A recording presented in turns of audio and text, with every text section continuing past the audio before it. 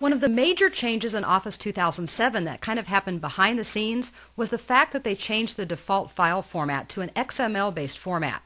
Now, I know that a lot of people may have noticed the extensions have changed. They end in an X, and we'll talk a little bit about that. But in this chapter, I want to delve in deep about what the differences are between the old format and the new format. That way you know what considerations there are and how to make the best choice. We also want to talk about how to convert back and forth between the two. So if you're ready to learn about XML, at least in depth enough to know what Office offers you, then this chapter is for you. I am very aware that you don't have to know all of the intricacies about XML in order to use Office 2010 or Office 2007. But what I also know after about 16 or more years of training is that if I give people a little bit of background information so they can understand the why behind what they're doing, then they can make better choices. Because there's never just one choice. There are options, and we have to know what those options entail in order to make good choices. So let's do a little bit of XML 101, if you will. And of course, that would start off with what is XML and what does it stand for? It stands for Extensible Markup Language. The X, of course, from extensible, and M and L from markup language. It was actually introduced in the 1990s by Microsoft, and it's a markup language like HTML that uses tags.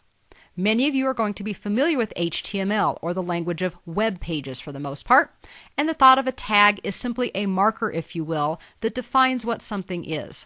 For HTML, it defines formatting. For example, a B tag represents make this bold, or a U tag could be underlined, or an I tag for italics.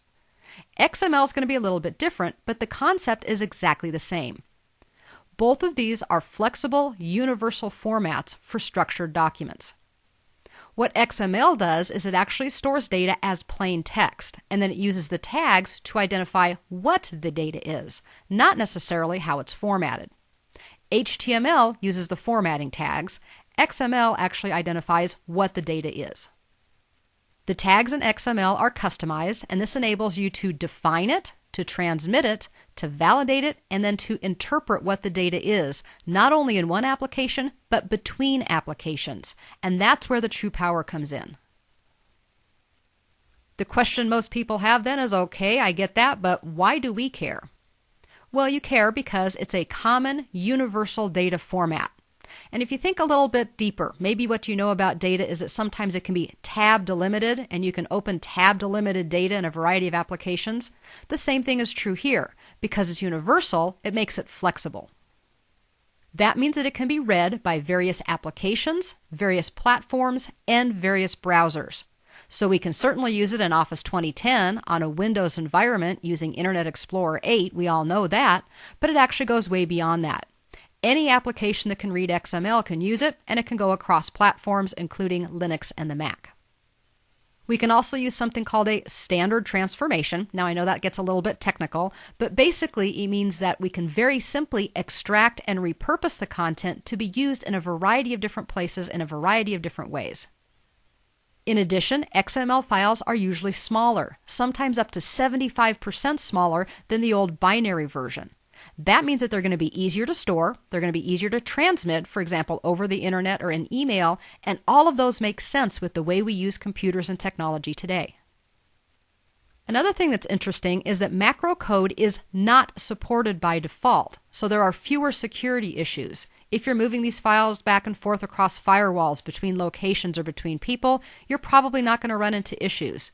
Now, there is an option in Office to save them that are macro code enabled, and we'll talk about that. But the default is that XML is pretty safe and secure, and so it doesn't run into issues traveling across networks. Since the container is actually part of what the formatting is, and the XML data is something different, if the container itself gets corrupted, that's the formatting part, the data is just fine.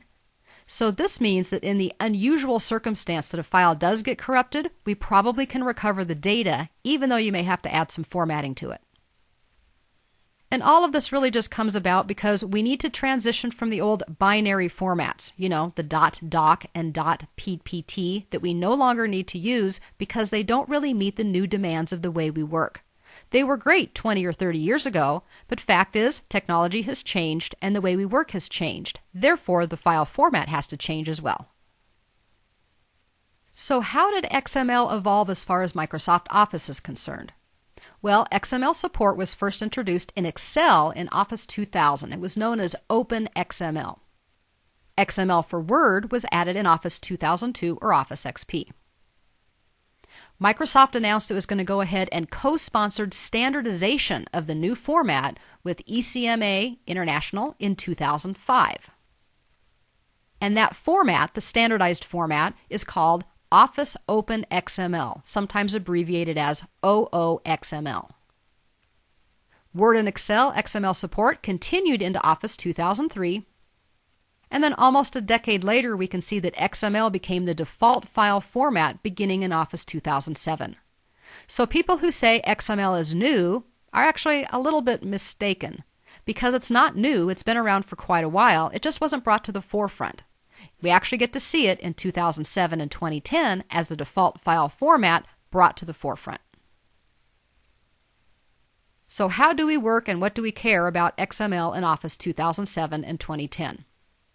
Well, it's important to note that both of these versions still support the older binary formats. So you can still work with the old PowerPoint, Excel, and Word formats that you've always been used to. But it is very easy to upgrade or to convert the binary files to the XML format. Converting them actually allows you to have new functionality. This is going to be the Office 2007 and 2010 features that are so phenomenal. Do you have to have the new features?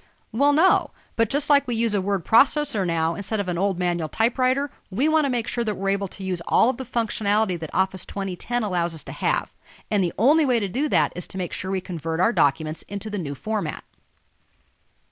XML formats, of course, have different file name extensions, and that's usually the first thing that people actually notice. A couple of general things to know is that if you see an X, that designates that it's XML. If you see an M, that actually designates that it's a macro-enabled XML file. Remember we said that by default, XML doesn't include the macro language. But when we can save it as macro-enabled, then it does. Kind of a happy medium between the two. So the examples that we'll see most often is that we're moving from .doc, .xls, .ppt, and .mdb, which are Word, Excel, PowerPoint, and Access files in the binary format, to basically just adding an X to the end. That lets us know that docx is the XML format of a Word document, and so forth. That's a very quick, brief overview of XML 101 because you don't have to know all of the intricacies about it. There certainly is a lot more to know, but this is what you need to know to make good choices when you get started using the new versions of Office.